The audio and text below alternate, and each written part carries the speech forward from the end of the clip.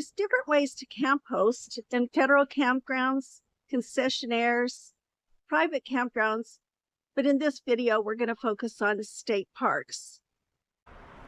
Stick around and find out how we thought we might get fired from the Junior Ranger program.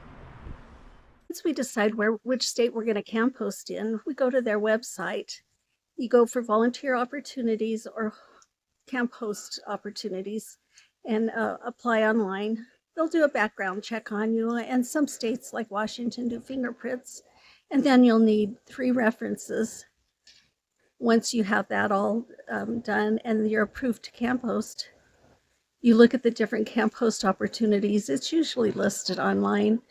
And then usually we go through the host coordinator for the state park that we're interested in and talk to them and see if they'd be a good fit for us and if we'd be a good fit for them. Bullards Beach was definitely a good fit for us.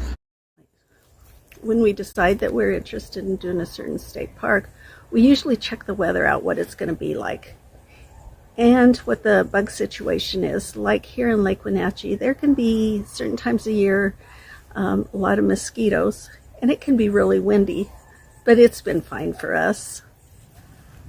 Once we decide on the state park, we contact the host coordinator, either by email or by phone. And sometimes you have to be kind of persistent because they're busy with their other duties.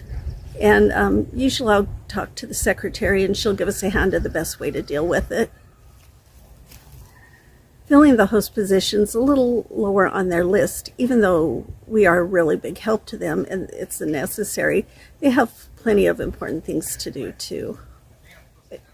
Each state has a different expectation for the amount of time you're going to stay there or the amount of hours you're going to be available to work with. We prefer to be in a place for 1 month, maybe 2. This time we were here for a month, then we were gone for a month, and we came back for a month. And but the people across from us at the north side, they were here for 4 months. A month is usually enough for us. But in some states, in the state parks, they'll want you, like in Colorado, for 3 or 4 months or the entire season. So you have to look at what you're wanting and what they're wanting and see what makes a good fit for you. We found that finding opportunities that work for us, there's plenty of them. The state parks usually require that you have your own self-contained RV. We prefer to be no more than 20 minutes from the grocery store or the laundromat and have a medical facility within that amount of distance too.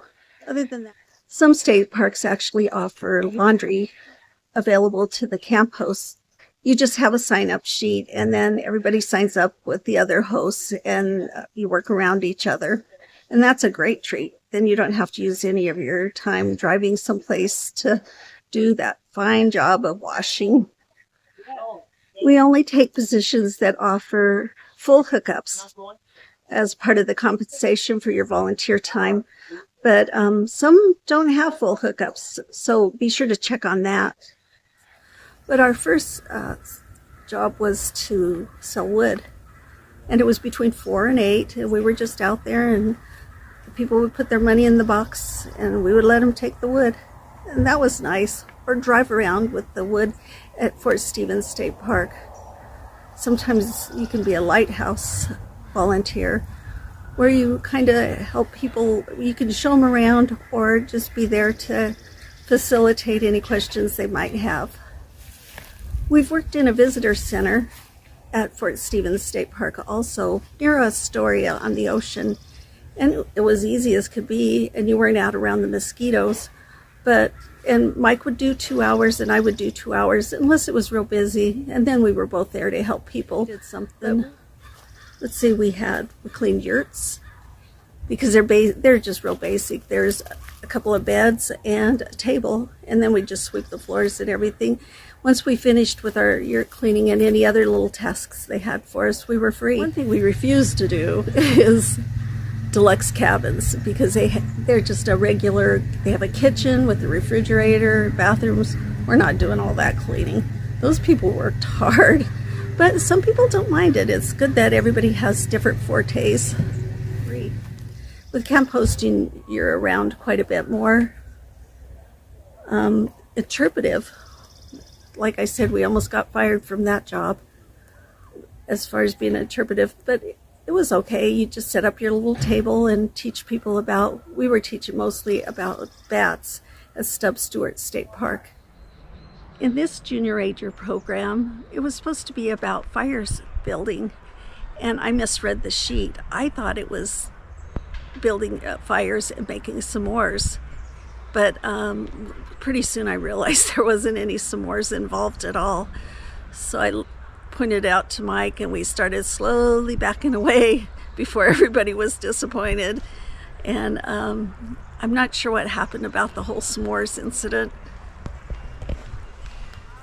While at Stubbs Stewart being interpretive hosts, we also helped one night with the parking for the star party. And that was great. We enjoyed parking everybody and then sitting and watching the stars. But about 10:30, I got tired, so we just went home. I think we probably should have stayed a little later, but it seemed everybody had that handled. They have interpretive hosts that are also actors.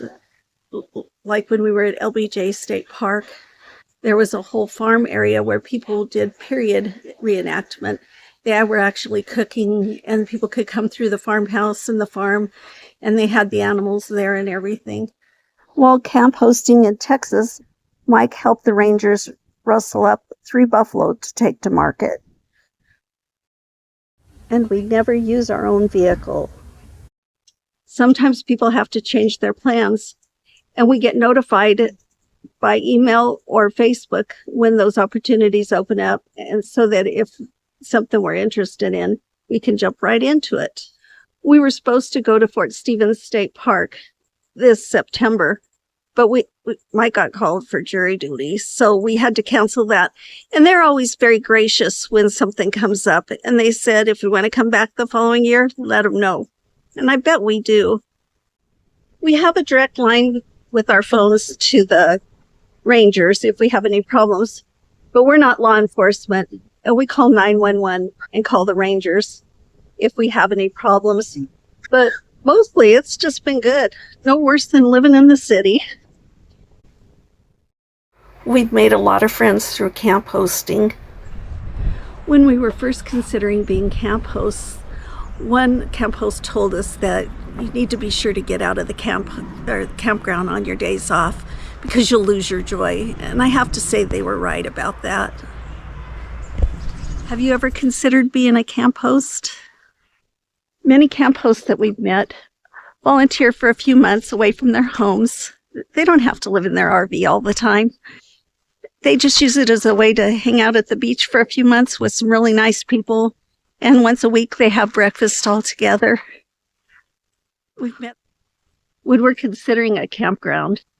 We look at what's in the area and what it has to offer for us to enjoy each day. Either music at the vineyards or the little town nearby, hiking trails, bike riding. By camp hosting, we've been able to ride our bikes in beautiful places, attend country jams, see circles on the sand in Oregon beaches, and tide pool. It's been a good time for us. We appreciate you coming along.